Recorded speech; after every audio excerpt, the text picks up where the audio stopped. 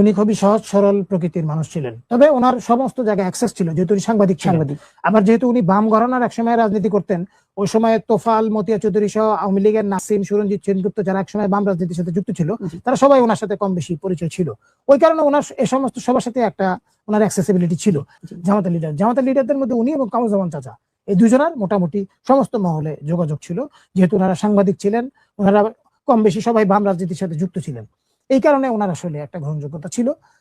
ঠিক এটার কারণেই কিনা আমি জানি না, হয়তো উনি যেমন ধরেন উনি জামাতের লিয়াজো কমিটির সদস্য ছিলেন, উনি জামাতের যে আপনার টাকা পয়সা যে ফান্ড ম্যানেজমেন্ট করা এটার উনি মেম্বার ছিলেন।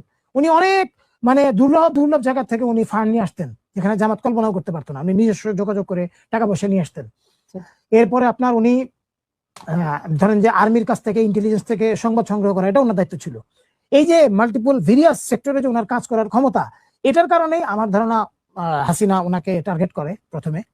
এবং উনি যেহেতু ব্যাক এন্ডে কাজ করতে পছন্দ করতেন, জামাতের উনি ব্যাকবোন ছিলেন বলা যায়, পিছন দিকে যে কাজ করা, পিছনে ম্যান বিহাইন্ড দ্য স্টেজ যে কাজ করা, এটা উনি ব্যাকবোন ছিলেন। উনি কামরুজ্জামান চাচা দুজনের কথা আমাকে স্পেসিফিক্যালি বলতে হয়, এবং দুজনেই খুবই দূরদর্শী লিডার ছিলেন।